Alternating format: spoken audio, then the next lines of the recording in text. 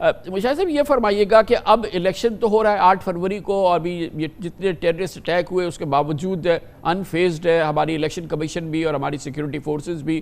انہوں نے کہا الیکشن اپنے وقت پہ ہوگا.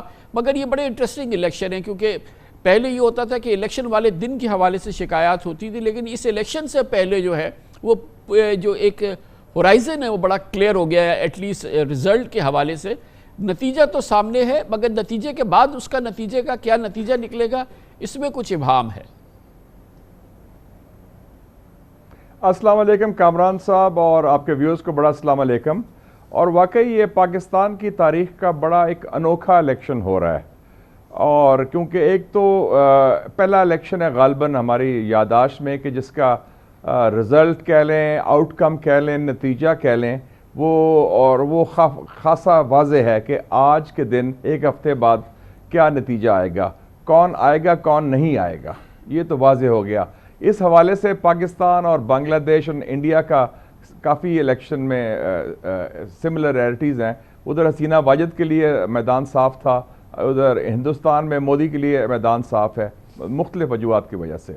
ایک تو یہ کانٹیکسٹ ہے. دوسرا یہ ہے کہ یہ ایک بہت مشکل پس منظر میں ہو رہا ہے، جس میں بحران ہے خارجہ پالیسی کا، بحران ہے سیکیورٹی کا، بحران ہے ایک معیشت کا، اور ایک سیاست کا بھی بحران ہے.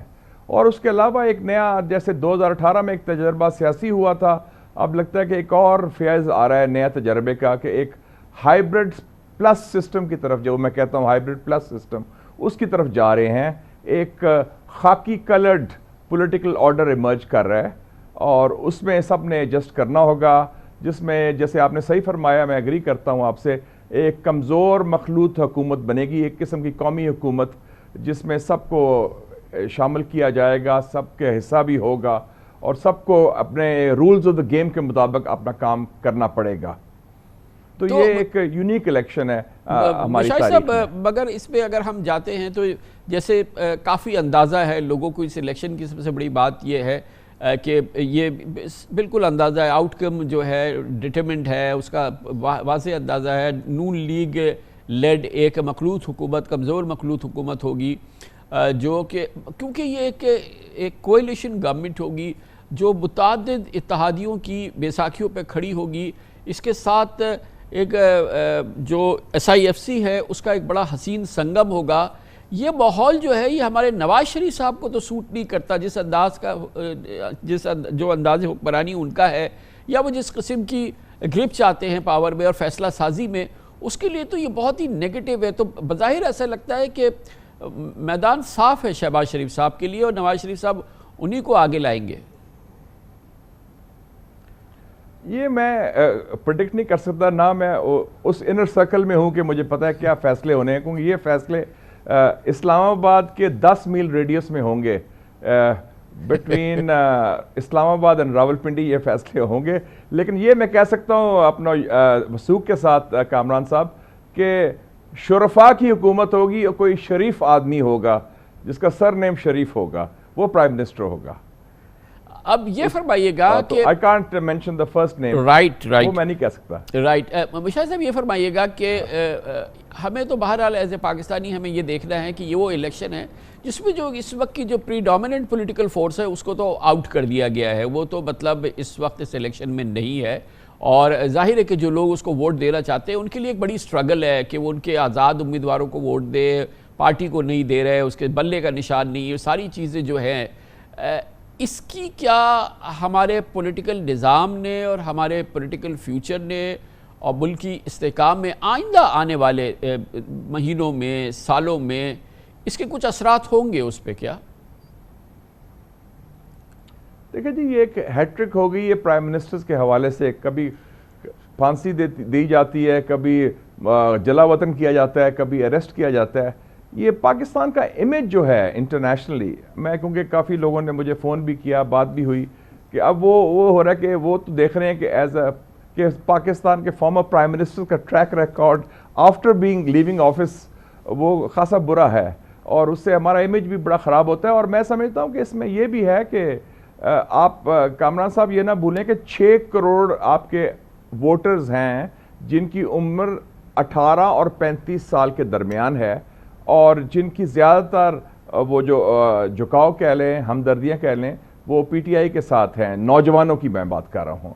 تو یہ ایک اس میں سب سے بڑا چیلنج یہ ہے کہ یہ جو گلف ہے ایلیٹ اور سٹریٹ کا، اور خاص طور پہ ایک جو تقسیم اور پولرائزیشن آ گئی ہے، اتنے بڑی چنک کو آپ ڈس انفرنچائز نہیں کر سکتے، اور وہ اس کے نتائج پھر ملک کے لیے اچھے نہیں ہوتے، کیونکہ ہم وفاق ہیں، سیاسی پارٹیز جو ہیں وفاق کو جوڑتی ہیں، ان کے روٹس ہوتے ہیں. اور 2 پارٹی سسٹم سے اب we are back to 2.5 parties, کیونکہ ان کو تو ڈس انفرنچائز اس وقت نہیں کوئی رول. تو میرے خیال میں یہ جو بہت بڑا چیلنج ہوگا to give a healing touch, اور تاکہ ایک لاسٹنگ سٹیبلٹی آئے، ورنہ تو پھر وہی لوگ کہیں گے کہ اچھا نیکسٹ راؤنڈ کیا ہونا ہے، انتظار کیا ہونا ہے، کیونکہ ایک راؤنڈ اب رول ریورسل ہوگی نا، جو 2018 میں ہوا تھا نون کے ساتھ، وہ 2024 میں پی ٹی آئی کے ساتھ ہوا ہے. یہ بتائیے گا کہ بہرحال آج جس سچویشن میں ہم کھڑے ہیں، پی ٹی آئی جو ہے وہ جیسے آپ نے کہا کہ اس کے سپورٹر ڈس انفرینچائز ہو گئے ہیں سپریم کورٹ کے ججمنٹ کے بعد، تو یہ مگر فرمائیں کہ یہ جو اتنا ایک ہارڈنڈ ہم اسٹیٹ کا رویہ دیکھ رہے ہیں پی ٹی آئی کے حوالے سے، ظاہر ہے کہ یہ ایک بہت ہی ہارڈنڈ ایک سٹانس ہے، اور اس کے مینیفیسٹیشن ہمیں مختلف طریقے سے نظر آتی ہے روزانہ. یہ فرمائیں کہ اس میں کتنا قصور، ایک تو ظاہر ہے کہ ایک اس طرف کی صورتحال ہے کہ عمران خان صاحب ایک بڑے پاکستان کے ٹاپ پولیٹیشین ہیں، لیکن بالکل ریلینٹ نہ کرنا، بالکل فلیکسیبل نہ ہونا، بالکل ایکوموڈیٹ نہ کرنا، جو نواز شریف صاحب کرتے ہیں ان کو بھی بہت بری طریقے سے نکالا جاتا ہے، ان کے ساتھ بھی بڑا بہت ہی سخت اور بہت ہی بہت زیادہ سخت ان کے ساتھ بھی رہا ہے رویہ، لیکن وہ بڑے ایکوموڈیٹ کرتے ہیں، اور پھر بڑے طریقے سے ان کی اپنا جو نیٹ ورک ہے انٹرنیشنل اور لوکل، وہ پھر اس کو بڑا موبلائز ہوتا ہے، اور پھر بڑے میریکلس طریقے سے وہ جاتے ہیں، اور 7 سٹار ان کی فلائٹ ہوتی ہے، پھر وہ بڑے آرام سے رہتے ہیں. آصف زرداری صاحب بھی، جنرل فیض نے ان کو گرفتار کیا تھا عمران خان کے زمانے میں، لیکن وہ بھی آپ نے دیکھا کہ وہ 20-25 دن بعد نیب کے ایک ایئر کنڈیشن کمرے میں رہے، اس کے بعد وہ نکل آئے. ان کی جو ہمشیرہ ہیں فریال تالپور، ان کو بھی گرفتار کیا گیا تھا، چاند رات والے دن گرفتار کیا تھا، مگر یہ لوگ مینیج کرتے ہیں اور یہ نکل آتے ہیں. عمران خان صاحب نے بالکل ریلینٹ نہیں کیا، کوئی فلیکسیبلٹی یا میں کہوں کہ کوئی پولیٹکس نہیں دکھائی. اس کا بھی نقصان ہے ملک کے سیاسی ماحول پہ. جی بالکل، کیونکہ دیکھیں نا، politics is the art of the possible, اور politics is the art of compromises. اور اس میں دیکھیں نا، یا تو ہو کہ آپ کے پاس ایبسولوٹ میجورٹی ہو، جو ہمارے ہاں نہیں ہے، آپ کے پاس ایک چنک ہے، کہہ لیں 30-35% ہے، باقی جو 65% ہے وہ آپ کے ساتھ نہیں ہیں، وہ دے آر ڈسپرس دیئر. اور دوسری بات ہے کہ ایک پولیٹیکل مس کیلکولیشنز بھی بہت میسو ہوئیں. آئی تھنک یہ جو ہوا، اور 1 اسٹیپ فارورڈ، چاہے وہ ریزگنیشنز فرام دا پارلیمنٹ، آپ کے ہاتھ میں ایک پوری پاکستان کی پارلیمنٹ کنٹرول میں تھی، آپ کے ہاتھ میں آدھا پاکستان تھا، خیبر پختونخوا کی گورنمنٹ، پنجاب کی گورنمنٹ، یو کنٹرولڈ پاکستان، اور آپ کا you are the biggest stakeholder. وہ اپنے تشریح میں اپنے مخالفین کو دی. اور پھر ایک اور چیز ہے کہ ہمارے ہاں ایک نو گو ایریا ہے، اس میں آپ نہیں انٹرفیئر کر سکتے، وہ ہے ہمارے آرم فورسز اینڈ جو ملٹری ہائی کمانڈ ہے، اور اس میں پک اینڈ چوز، اور یا اس میں کوئی دراڑ آئے. I think that also was a red line to be crossed. وہ کیونکہ ہمارا ایک سسٹم ایسا ہے، even in other countries also you don't do that. تو انہوں نے یہ خاصی کی. آئی تھنک میرے خیال میں he was miss lead, miss calculation, اور ان کے لیے پہلا کرائسس تھا پاور اسٹرکچر کا، کیونکہ he had the full backing of the power structure in 2017 and 18، جو سافٹ کو ہوا تھا میاں صاحب کے خلاف جنرل باجوہ نے، اور جب سپریم کورٹ نے کیا تھا، تو اس میں ان کا آئی تھنک اوور کانفیڈنس ہو گیا کہ اب سب میرے ساتھ ہیں. یہ چیز پاور سٹرکچر جو ہے نا بڑا لمیٹڈ ہوتا ہے، وہ it can change over night. Pakistan میں اگر آپ it happened with Zulfiqar Ali Bhutto, ان کا ہینڈ پک ضیاء الحق نے ان کے خلاف کو کر دیا، اور پھر اس کو ہینگ بھی کر دیا. میاں صاحب کا ہینڈ پک مشرف نے ان کو خلاف کو کیا اور ان کو ایگزائل بھی کیا.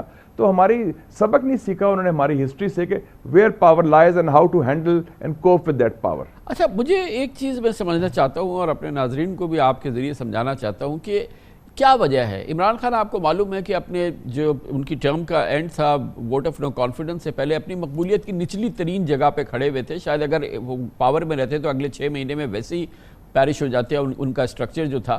لیکن اس کے بعد سے جو ابھی ہم صورتحال دیکھ رہے ہیں، حالانکہ انہوں نے ڈیزاسٹرس پولیٹیکل مووز کی، آپ نے ذکر کیا نیشنل اسمبلی سے ریزگنیشن کا، پنجاب کے پی پے کو ایک ڈسبینڈ کر دینے کا، بزدار کو 5 سال رکھنے کا، بشرا بی بی کی آنکھ میچ کے جو ہے ان کی باتوں کو پیچھے چلنے کا، اور ان گنت چیزیں جو کہ سامنے لکھی ہے سامنے. مگر اس سب کے باوجود آج یہ عوام اور یہ نوجوان اور یہ خواتین جو ہیں یہ کیوں پی ٹی آئی کے عمران خان کے ساتھ کھڑی ہیں؟ اس کی آپ کے نزدیک کیا ایکسپلینیشن ہے؟ میرے خیال میں 2 ایکسپلینیشن نظر آتے ہیں.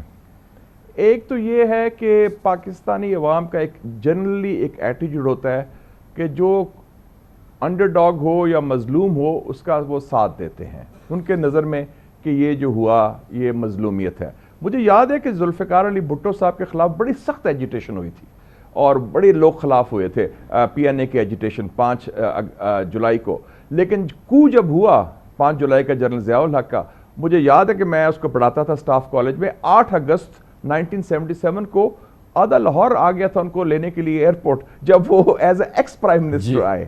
تو وہ ایک ہمارے لوگوں میں ہے ایک اسپرٹ وہ والی انڈر ڈاگ والی. اور دوسرا میرے خیال میں یہ بھی ایک ایٹیٹیوڈ ہے کہ وہ سمجھتے ہیں کہ اوور آل عمران خان کی شخصیت، کیونکہ he is a superstar also, is not just a politician, کہ اس حوالے سے وہ سمجھتے ہیں کہ ان کی ٹیم خراب تھی، ان کی نالائکی تھی، ان کے رفقا بڑے غلط تھے، لیکن وہ ذاتی طور پر ان کو وہ آئی تھنک گریس مارکس دینے کو تیار ہیں کہ وہ انٹیسٹڈ ہیں، انٹرائیڈ ہیں پالیٹکس میں، تو ان کی کچھ غلطیاں بھی معاف کر